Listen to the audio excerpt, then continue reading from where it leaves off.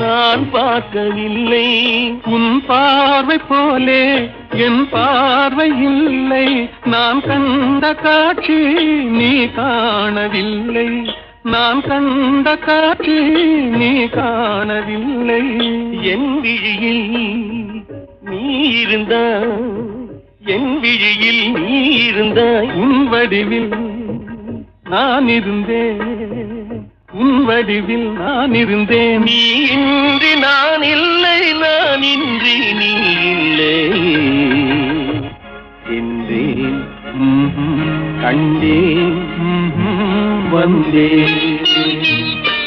பொன் ஒன்று கண்டேன், பெண்ணங்கு இல்லை.